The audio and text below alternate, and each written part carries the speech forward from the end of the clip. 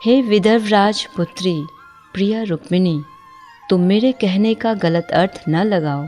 मेरे प्रति इस प्रकार अकृपालु न बनो। मुझे ज्ञात है कि तुम सच्चे रूप में और गंभीरता से मुझ पर आसक्त हो। तुम ही मेरी शाश्वत संगिनी हो। जिन बातों से तुम इतनी प्रभावित हो गई हो वे वास्तव में तथ्य नहीं है।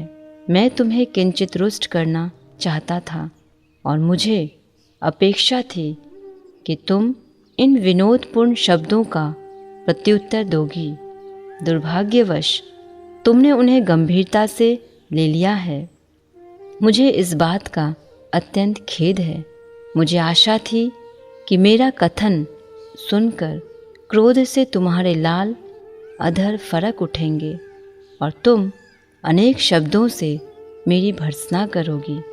हे प्रेम की पूर्णता, मुझे यह आशा नहीं थी कि तुम्हारी ऐसी दशा हो जाएगी। मुझे आशा थी कि तुम प्रतिक्रिया स्वरूप अपने मुलमुलाते नेत्र मुझ पर डालोगी और इस प्रकार मैं तुम्हारे सुंदर मुख की क्रोधपूर्ण मुद्रा के दर्शन कर सकूँगा। प्रिय सुंदरी भार्या, तुम्हें ज्ञात है कि हम गृहस्थ हैं। हम सदैव गृहस्थी के नानाविध कार्यों में व्यस्त रहते हैं। अतएव हमें ऐसे समय की प्रतीक्षा रहती है जब हम परस्पर विनोदपूर्ण शब्दों का आनंद उठा सके। गृहस्थ जीवन में वही हमारा परम आमोद प्रमोद है। वास्तव में गृहस्थ समस्त दिन रात कठोर श्रम करते हैं, किंतु जैसे ही पति पत्नी एक साथ मिलते हैं उनके पूरे दिन के श्रम की थकान दूर हो जाती है और वे अनेक प्रकार से जीवन का आनंद उठाते हैं। भगवान श्री कृष्ण स्वयं को एक सामान्य गृहस्थ की भांति प्रदर्शित करना चाहते थे, जो पत्नी से विनोदपूर्ण वार्तालाप करके प्रसन्न होता है। अतएव उन्होंने बारंबार रुक्मिणी से विनती की कि वे उन शब्दों को गंभीरता से न ले। इस रीति से भगवान श्री कृष्ण ने अपने मधुर वचनों से रुक्मिणी जी को शांत कर दिया। इसके पश्चात वे समझ गई कि श्री कृष्ण ने पहले जो कुछ कहा था उसका तात्पर्य वह नहीं था। वे शब्द श्री कृष्ण और रुक्मिणी जी के मध्य कुछ विनोदपूर्ण आनंद लाने के लिए कहे गए थे। अतएव वे श्री कृष्ण के शब्दों को सुनकर शांत हो गई। धीरे धीरे भगवान से वियोग के समस्त भय से वे मुक्त हो गई और उनके मुख पर स्वाभाविक मुस्कान आ गई। वे भगवान के मुख को और अत्यंत प्रसन्नतापूर्वक देखने लगी। उन्होंने कहा, प्रिय कमलोचन भगवन, आपका यह कथन कि हमारी जोड़ी उपयुक्त नहीं है पूर्ण रूप से सत्य है। आपके बराबर के स्तर तक पहुंचना संभव नहीं है, क्योंकि आप समस्त गुणों के सागर अनंत श्री भगवान हैं। मैं आपके योग्य जीवन संगिनी किस प्रकार से हो सकती हूँ?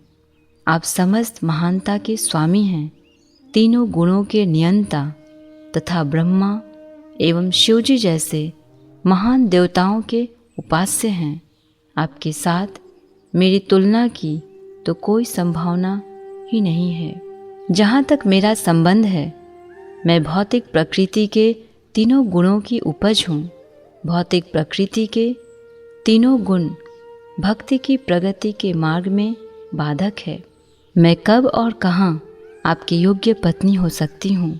प्रिय पतिदेव, आपने यह भी सत्य ही कहा है कि अन्य राजाओं से भयभीत होकर आपने सागर के जल में आश्रय लिया है, किंतु इस भौतिक जगत का राजा कौन है? मेरे विचार में तथाकथित राज परिवार भौतिक जगत के राजा नहीं हैं। प्रकृति के तीनों गुण ही भौतिक जगत के राजा हैं। इस भौतिक जगत के वास्तविक शासक वही है।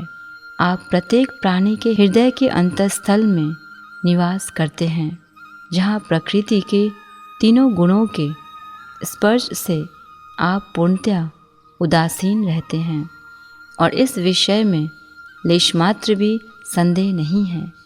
आपका कहना है कि आप जगत के राजाओं से सदैव ही शत्रुता रखते हैं, किंतु वे राजा कौन हैं?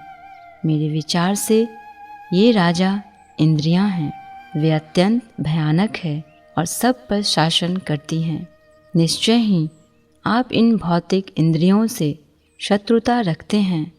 आप कभी भी इंद्रियों के वश में नहीं रहते हैं, अपितु आप इंद्रियों का नियमन करने वाले ऋषिकेश हैं। प्रिय भगवान, आपने कहा है कि आप समस्त राजसी शक्तियों से हीन हैं, तो वह भी सत्य है।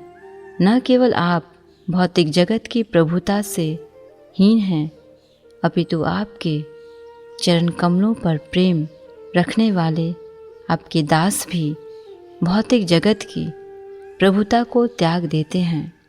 इसका कारण यह है कि वे भौतिक पद को घोर अंधकार का क्षेत्र समझते हैं, जो आध्यात्मिक ज्ञान की प्रगति में बाधा डालता है। आपके दास तक भौतिक प्रभुता में रुचि नहीं रखते हैं, तो फिर आपका कहना ही क्या? प्रिय भगवान, आप जीवन में एक विशेष ध्येय लेकर चलने वाले सामान्य मानव की भांति कार्य नहीं करते हैं। आपका यह कथन भी पूर्णतः सत्य है।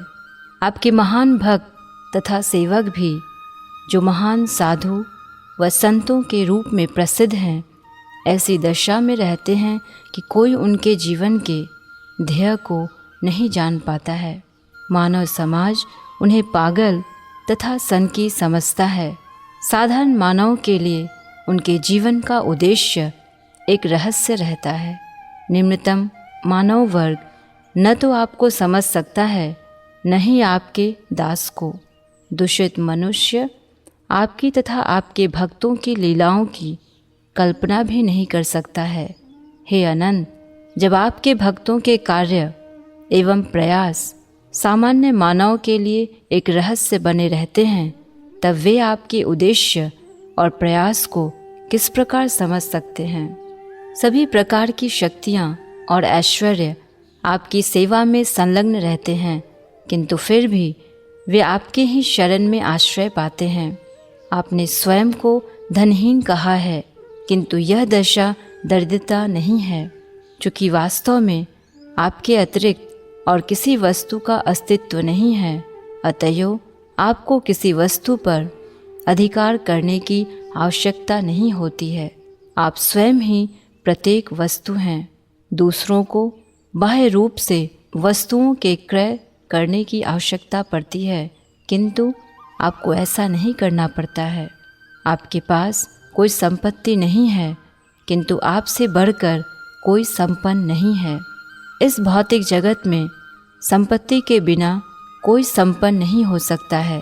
हे भगवान, आप पूर्ण हैं, अतएव आप किसी भी वस्तु पर कुछ न होने तथा संपन्न होने के विपरीत तथ्यों का सामंजस्य कर सकते हैं।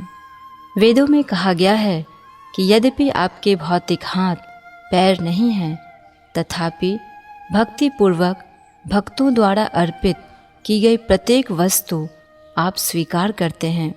आपके भौतिक चक्षु तथा कान नहीं हैं, किंतु फिर भी आप सर्वत्र सब कुछ देख सकते हैं और सर्वत्र सब कुछ सुन सकते हैं।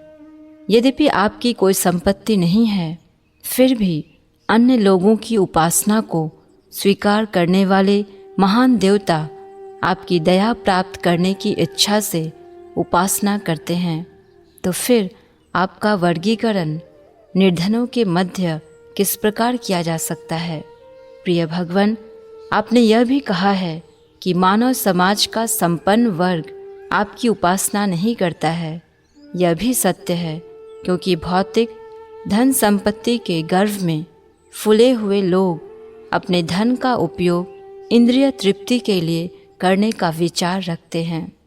जब कोई दरिद्र व्यक्ति संपन्न बन जाता है, तो वह इंद्रिय तृप्ति के लिए एक कार्यक्रम बनाता है। ऐसा करने का कारण यह है कि उसे अपने कठोर श्रम से अर्जित किए धन का उचित उपयोग ज्ञात नहीं है। बहिरंगा शक्ति के प्रभाव से वह सोचता है कि उसके धन का इंद्रिय तृप्ति के हेतु उपयोग ही उचित है। इस प्रकार वह दिव्य सेवा की उपेक्षा करता है। प्रिय भगवान, आपने कहा है जिनके पास कुछ नहीं होता है ऐसे व्यक्ति आपको अतिशय प्रिय है। आपके भक्त सब कुछ त्याग कर केवल आपको ही प्राप्त करना चाहते हैं। अतएव मैं देखती हूँ कि देवर्षि नारद मुनि, जिनके पास कोई भी भौतिक संपत्ति नहीं है, आपको इसलिए अत्यंत प्रिय हैं। ऐसे व्यक्ति आपके अतिरिक्त और किसी की परवाह नहीं करते। प्रिय भगवान, आपने कहा है कि सामाजिक पद व प्रतिष्ठा में सौंदर्य, धन, बल, प्रभाव तथा त्याग में समान व्यक्तियों के मध्य विवाह संबंध ही उपयुक्त संबंध हो सकता है। किंतु जीवन की यह सामाजिक स्थिति केवल आपके अनुग्रह के द्वारा ही संभव हो सकती है। आप समस्त ऐश्वर्यों के परम पूर्ण स्रोत हैं। जीवन में किसी की कोई भी ऐश्वर्यशाली सामाजिक स्थिति क्यों न हो, वह आप से प्राप्त होती है। जैसा कि वेदांत सूत्र में वर्णन किया गया है, जन्मादस्य यतः, आप वह परम स्रोत हैं जिसमें प्रत्येक वस्तु का उद्गम होता है। आप समस्त सुखों के सागर हैं। अतएव ज्ञानी जन केवल आपको ही प्राप्त करने की इच्छा रखते हैं और किसी वस्तु की नहीं। आपका अनुग्रह प्राप्त करने के लिए वे प्रत्येक वस्तु को, यहाँ तक कि ब्रह्मा के दिव्य साक्षात्कार को भी त्याग देते हैं। आप जीवन के परम लक्ष्य हैं। आप जीवों के सभी सुखों के सागर हैं। वास्तव में सत प्रेरित व्यक्ति केवल आपकी ही कामना करते हैं और इस कारण वे सफलता प्राप्त करने के लिए सब कुछ त्याग देते हैं। अतः वे आपकी संगति प्राप्त करने के योग्य हैं। कृष्ण भक्ति में सेवक सेव्य के समाज में व्यक्ति को भौतिक समाज के दुख सुख का भागी नहीं होना पड़ता है।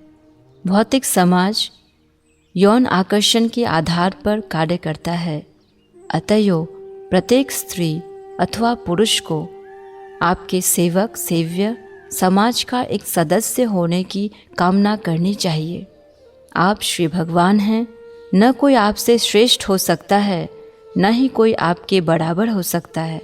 पूर्ण सामाजिक प्रणाली वह है जिसमें आप केंद्र में रहते हैं और भगवान के रूप में सबकी सेवा स्वीकार करते हैं और अन्य सभी आपके सेवक के रूप में संलग्न रहते हैं। इस प्रकार की पूर्णता से निर्मित समाज में प्रत्येक व्यक्ति नित्य रूप से प्रसन्न तथा आनंदित रह सकता है। प्रिय भगवान, आपने कहा है कि केवल भिक्षुक ही आपका यशगान करते हैं। यह भी पूर्ण रूप से सत्य है। किंतु वे भिक्षुक कौन हैं? वे सभी भिक्षुक श्रेष्ठ भक्त, मुक्त व्यक्ति तथा सन्यासी हैं। वे सभी महात्मा एवं भक्त हैं जिनके आपके यशगान के अतिरिक्त और कोई कार्य नहीं है। ऐसे महात्मा बड़े से बड़े अपराधी को क्षमा कर देते हैं। ये तथाकथित भिक्षुक भौतिक जगत के सर्व प्रकार के कष्टों को सहन करते हुए अपने जीवन की आध्यात्मिक प्रगति करते हैं। मेरे प्रिय पति, आप यह मत सोचिए कि मैंने अपनी अनुभवहीनता के कारण आपको अपना पति स्वीकार किया। वस्तुतः मैंने इन महान भिक्षुकों के मार्ग का अनुसरण किया और अपना जीवन आपके चरण कमलों में समर्पित करने का निश्चय किया। आपने कहा है कि आप धनहीन हैं, तो यह सत्य है। आप स्वयं को पूर्ण रूप से इन महात्माओं तथा भक्तों में बांट देते हैं। इस तथ्य का मुझे पूर्ण ज्ञान था और इसी कारण मैंने ब्रह्मा जी तथा देवराज इंद्र जैसे व्यक्तियों को भी अस्वीकार कर दिया। प्रिय भगवान, महाकाल केवल आपके निर्देश में कार्य करता है। काल इतना महान एवं शक्तिशाली है कि क्षण भर में ही वह सृष्टि के किसी भी भाग में विनाश कर सकता है। इन सब तथ्यों पर विचार करते हुए जरासन शिशुपाल और उन्हीं के समान मुझसे विवाह करने के इच्छुक अन्य सभी राजाओं को मैंने साधारण कीड़े मकोड़े से अधिक महत्वपूर्ण नहीं समझा। हे वसुदेव जी के सर्वशक्तिमान पुत्र, आपका यह कथन कि समस्त महान राजाओं से भयभीत होकर आपने सागर के मध्य आश्रय लिया है उपयुक्त है, किंतु आपके साथ मेरा अनुभव इस कथन का खंडन करता है। वास्तव में मैंने देखा कि इन सब राजाओं की उपस्थिति में आप मुझे बलात् हर लाए थे। मेरे विवाह समारोह के अवसर पर केवल अपने धनुष की प्रत्यंचा या डोरी की एक टंकार मात्र से आपने अन्य सबों को अत्यंत सरलता से भगा दिया और कृपा करके मुझे अपने चरण कमलों में शरण दी।